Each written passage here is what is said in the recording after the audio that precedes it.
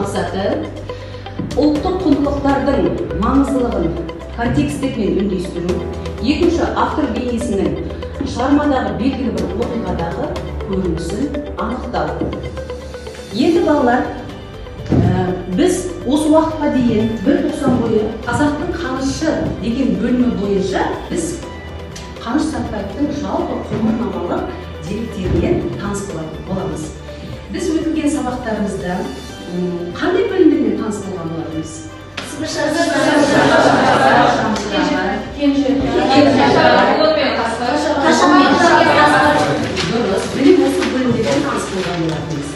Жалпы Абайды қазақтың ұлы ақыны деп, қазақтың бас ақыны деп таныса, Ыбырай Алтынсаринді қазақ балалар әдебиетінің атасы деп таниды.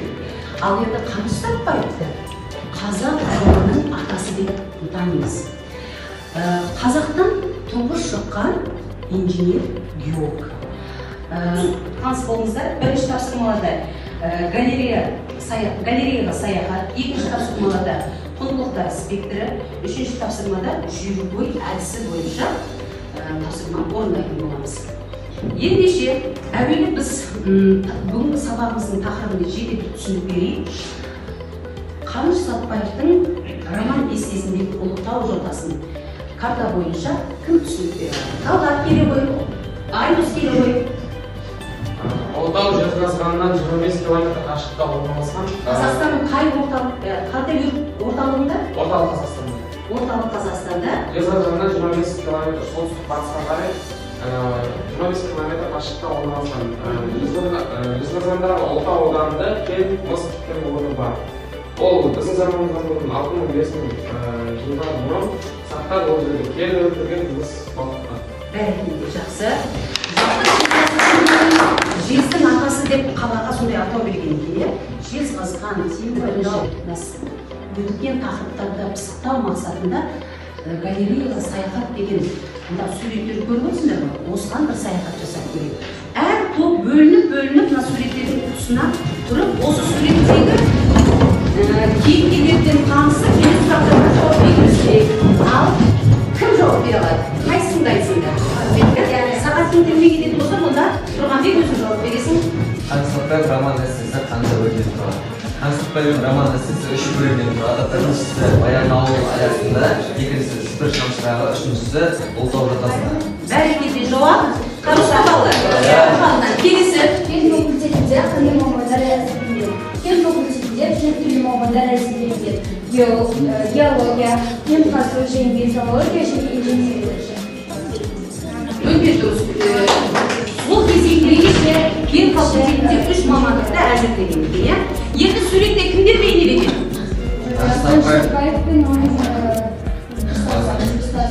Суретте кімнің портретін?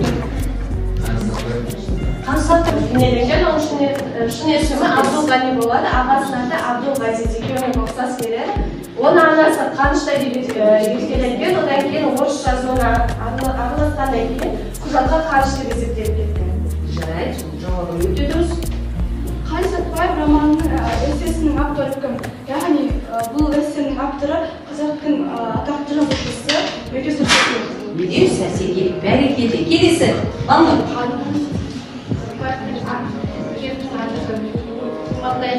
Әкесінің айлесіні имандай. Келесі. Болашақ ғалымның ұстаздары кім? Болашақ ғалымның 4 ұстазы болған. Біріншісі алғашқы ұстазы, мектеп кезіндегі ұстазы Григорий Веселович, и Шумилов, и Усов, и Аргучин. И демексіз, және деген сөз отырғанды. Жақсы. Қанышты жас жеткіншектерге арнап жазған оқулығы қандай? Қанышты жас жеткіншектерге арнап жазған оқулығы алгебра деп аталады. Алгебра, жас жеткіншектерге арналған әдістемелік оқулық жазған. Жақсы, Айдос. Қаныш және кейін Шорман ауылында 4 жыл мектепті 3 жылда бітіріп шығады.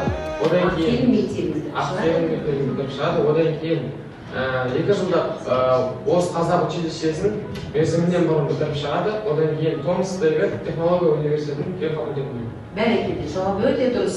Аружан. Қаныштың студенттік шағы қалай өтті? Қаныштың студенттік шағы 1921 жылдан бастау алады.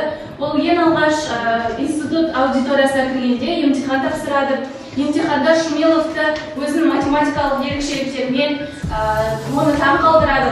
1921 жылдары өте қиын замандар болады.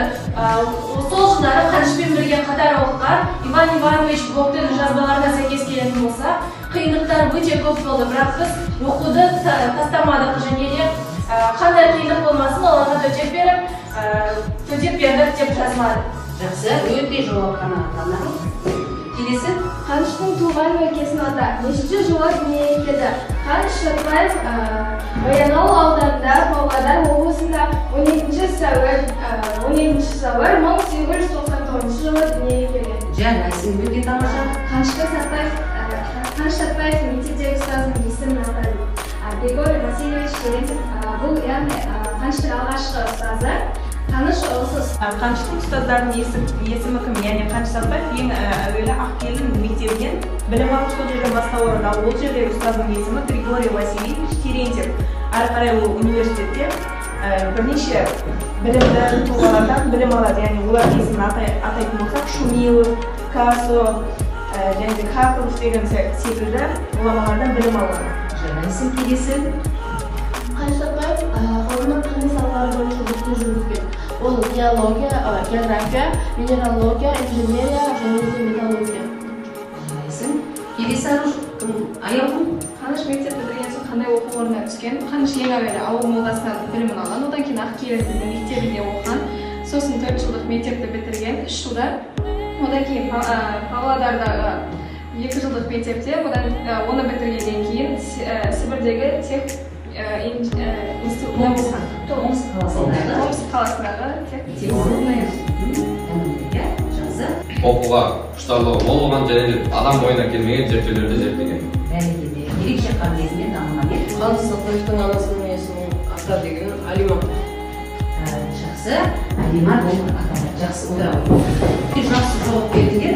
Сондықтан мен мынау 9 деген балменен барлық топты бағалаймын. Келесі кезең құндылықтар спектр деп аталады.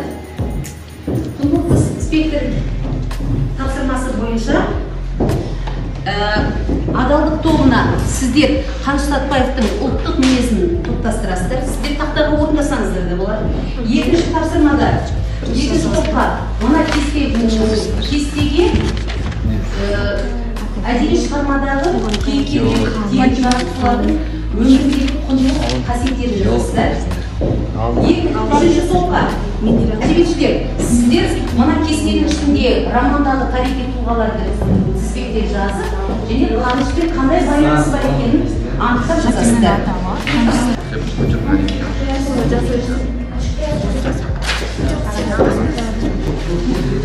Адалдық тобы сіздер тақтаға үшін орындасаңыздар болады.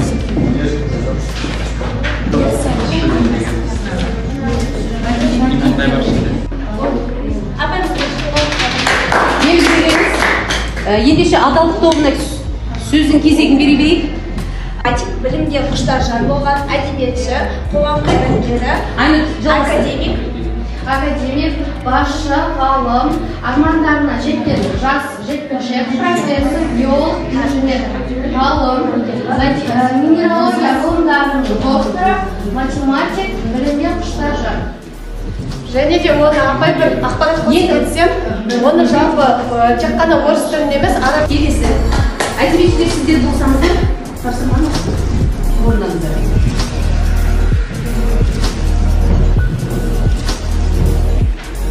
Бізге тапсырма берілген роман эсселер кездескен мақал мәтіндерді тұрақты сөз тіркесін табыңыз. Бұл романда сыйға сөз, сыраға бал деген мақал мәтіндер кездеседі. Оның негізгісін мағынасын аша отырсақ, ол маған көмектесті, яғни менде оған жақсы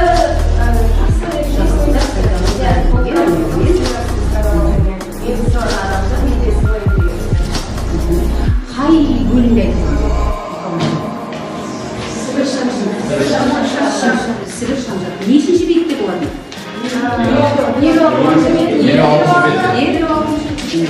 Келесі. Тағы қандай? So'zini biz tag'in sutga tapdik, ya'ni ustini qazaxi turdi kiyib yedirib tamomini to'ldirib qisqargan ya'ni bor. Сонымен жауаптарымыз Осман отырады. Сәйкес міне сыйға сый, сыраға бал деген мақал мәтел таптыңыздар. Сақтансаң сақтаймыз деген мәтел бар. Және сол көркем шығарманың ішінде тұрақты тіркескен үстегі суық қандай мағына береді? Және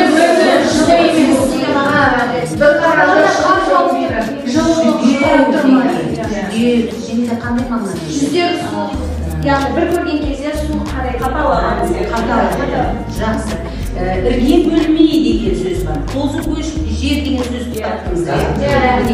Қозы көш жер деген қандай мағына береді?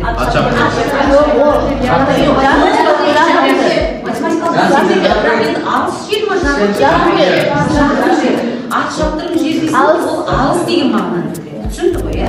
Міне сіздер қазіргі таңда бүгінгі сабақта сіздер географиямен, тарихпен, қазақ тілімен осы пәнмен сіздер көркем шығарманы байланыстырып алып отырсыздар. Ендеше сіздерге бойынша сіздер жұмыс жасадыңыздар. Енді қорытындысын жасасақ, әуелі бірінші адалдық тобының балл есептеген 9, 8, 10. Жалпы бәрі барлығы 27 балл. Келесі зерттеушілердің тобы ол 7-8. 24 бар. Келесі әдебиетшілер тобы 26 балмен міне алға бірінші адалдық тобы суылып шықты. Демек келесі әдебиетшілер тобына қошемет орынға зерттеушілер